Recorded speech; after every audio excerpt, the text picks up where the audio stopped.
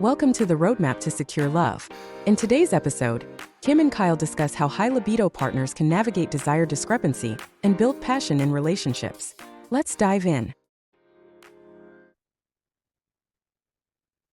So today, Kim and I want to expand on our episode on desire discrepancy. And we really want to focus on the partner that is kind of feels stuck in that dynamic, or one of the partners that feels stuck in that dynamic who has the higher libido, and really start to expand and explore what goes on for them, how they can connect with themselves and show up in the relationship to help them get closer to what they need and are seeking.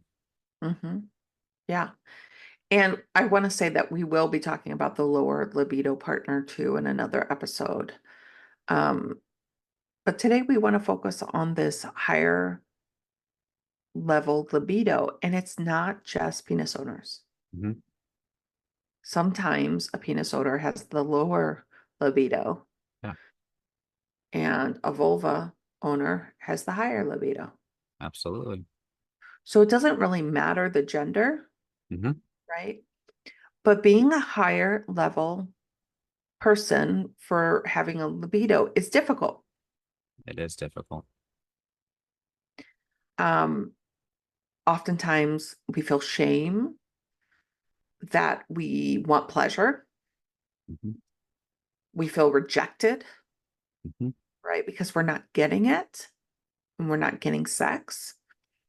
And so there becomes a lot of anger and resentment and pain Of course.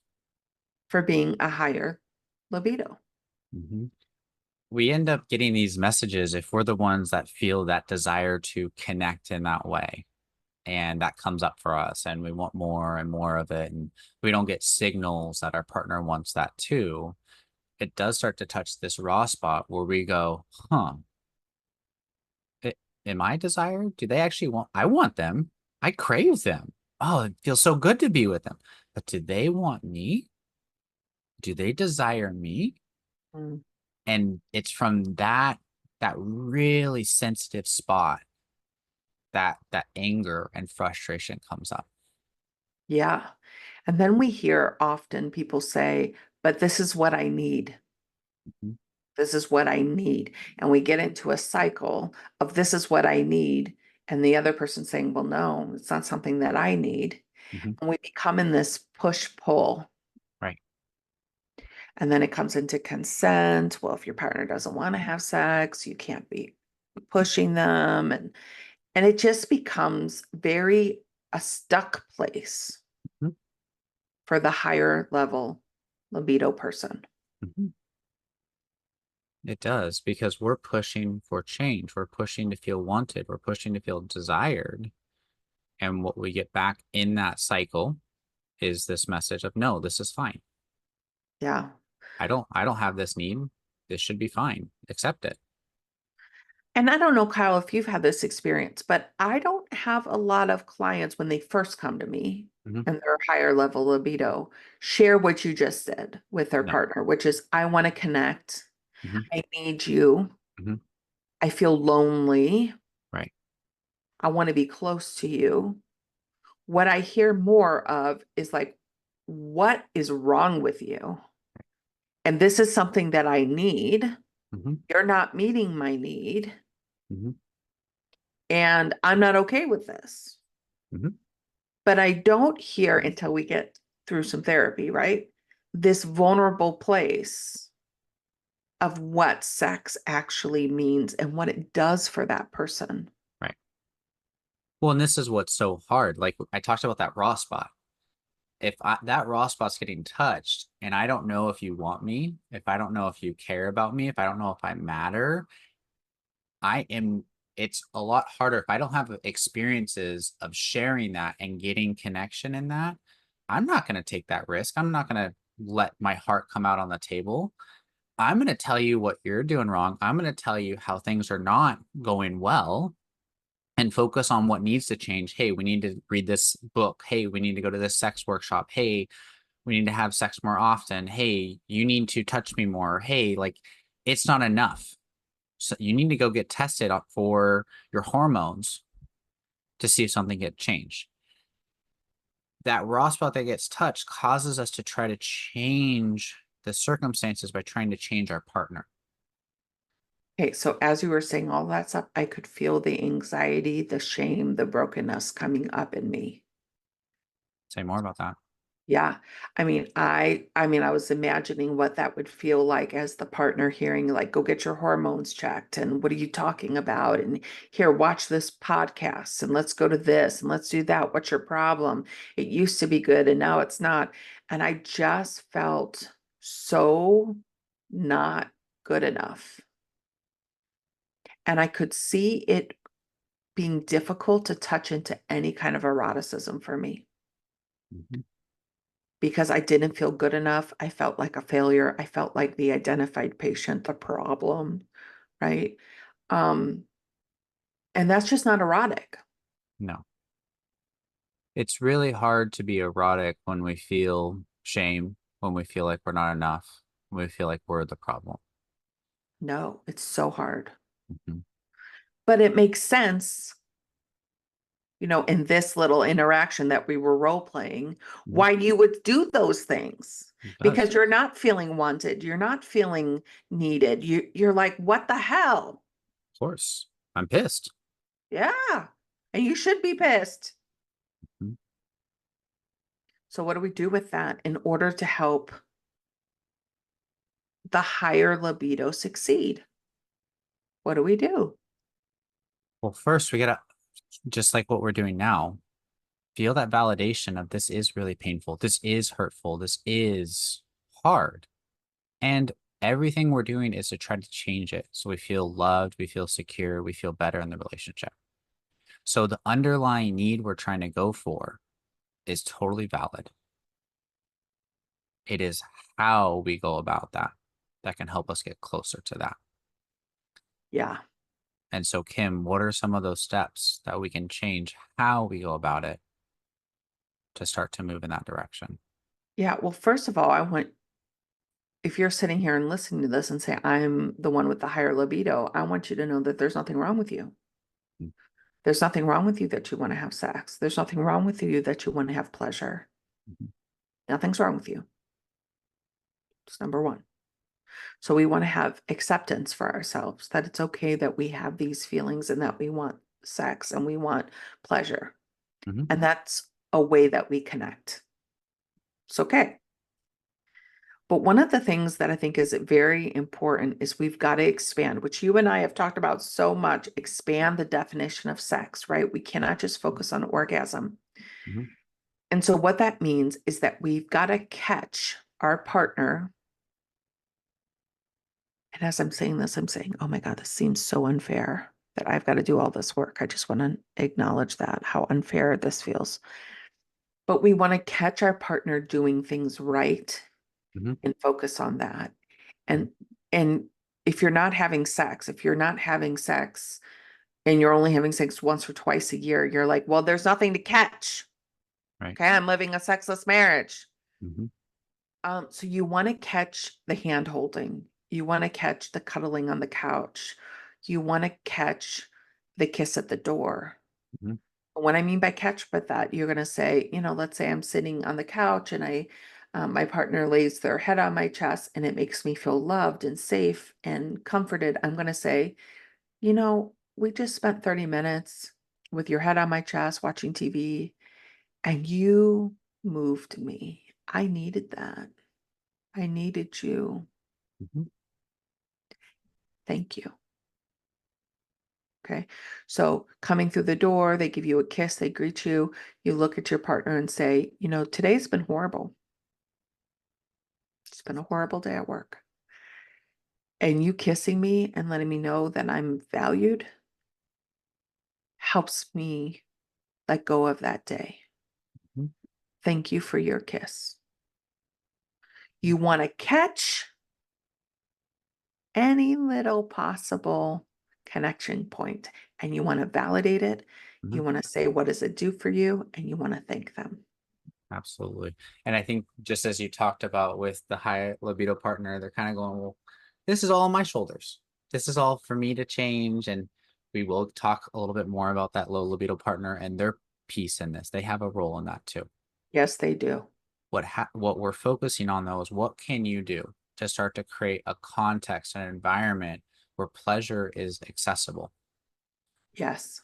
And so what Kim is highlighting is when we're often in this pattern, we're because we're hurting so much, we poke at our partner for all the things that we need to change. And they get this message that what they do is wrong, that how they show up is wrong, and they pull away even more. Yeah. And sometimes this leads to where we're not even affectionate or we're not having that connection at all in the relationship. And then that probably activates even more the urge for, well, let's have sex because at least I need some contact with you. I need some attention with you. And yet it reinforces that pattern where I feel like I'm not wanted and the other partner feels like something's wrong with them, that they don't have that instant desire. Um, and so what you're saying is instead of us maintaining that pattern, we want to start to point out to our partner how their presence, their touch, their affection lights us up. Yes. And when they start to get those signals that they can do it right, that these other ways that they show up, the kiss, even if it's a peck, can light us up, they're getting signals that that is really powerful, that they can impact you in a positive way, which is Yeah. ultimately what the withdrawers or lower libido partners want. They Yeah. want to know that they have that influence and they have that impact, that it matters. Yeah. And yes, we're not in sex, we're not in the bedroom yet. We're not there. But it is so important to catch these smaller moments to build up a sense that for the lower libido partner, that what I do can please and make my partner feel loved and cared for. Yeah. And the more they get that message, the more they will feel a little bit more engaged and safer to show up and explore with you on how to create those feelings of being loved, valued, wanted, desired even more. Yeah. So at the beginning of our podcast, Kyle, you were talking about how the higher libido partner would be like, what's up? Why aren't we having sex? And I told you I felt anxious. Mhm. Okay. What you just said right now calmed me. Mhm. That's the difference, It is the difference. right? When I feel calmer, I can tap into eroticism and I can move close. Mhm. It invites me. Mhm. Instead of repelling me, it Mhm. invites me. Right.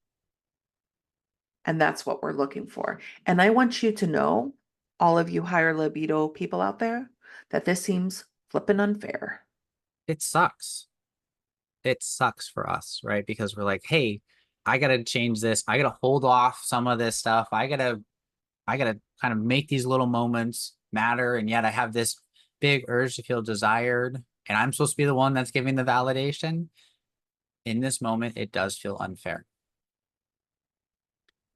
And you can do this differently in a way that can support you in getting more and more of those signals and messages and actions from your low libido partner that you matter. Yeah. And that can lead to more affection, more intimacy, and more play in a safe, secure relationship by doing this. And this is not going to be easy, right? I can imagine as that higher libido partner, okay, you're laying on my chest. I want more. I want more connection. I want us to go into the bedroom. I want us to go hop in the shower. And yet I'm supposed to stay here and stay with how this feels good in my body and let my partner know just that. Yeah. That's hard.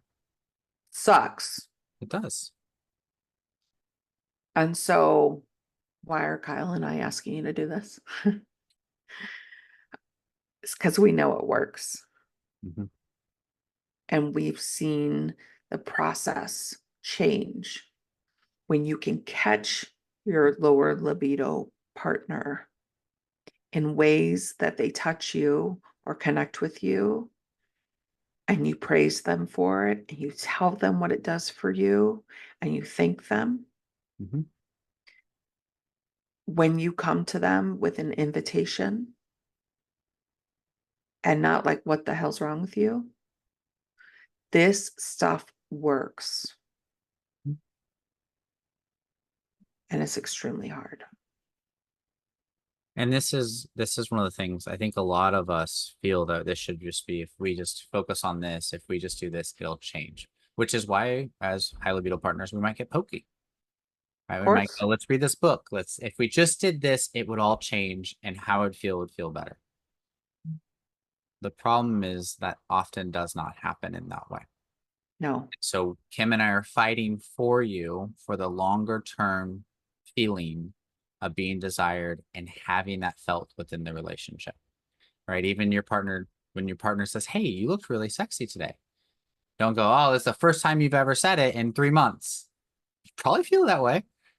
You totally probably feel that way. But that is a moment to go, oh, wow, that feels really nice to be noticed by you. Thank you. Thank you for seeing how sexy I am. Yeah. And they get a message, oh, wow, that mattered to them. That helped them. I want to do more of that. Mm-hmm. I want them to feel better and good. So let me just note that in my brain. Let me note that in my body and try more of that. Yes. And so there are going to be these, as Kim likes to call, crunchy moments for us as the high libido partner to struggle with that part of us that wants to go, this is not enough, and help our lower libido partner see the ways in which they do impact us in a positive way, so they can get steps, just like kind of going up a staircase, steps to get more and more connected, more and more love, more and more of that feeling of desire to come out from the inside of them to us by encouraging them for the ways they do things well. Yeah. And I want you to stick with Kyle and I, because we're going to talk about the lower libido partner and another podcast. We're going to talk about solo sex. We're going to talk about all kinds of stuff. We will help you with a roadmap and getting the best sex. It's work. It's hard. It might seem unfair. At the end of that journey, it's a lot of pleasure and a lot of new ways of connecting. So stick with us. That's it for today's episode. Here are the key takeaways. 1. Embrace and validate your desires. 2. Focus on small moments of connection. 3. Communicate needs with empathy. 4. Encourage positive behaviors in your partner. And remember, creating a loving, secure relationship takes time and effort. We hope you found this discussion insightful and helpful. Until then, stay connected and keep listening with love.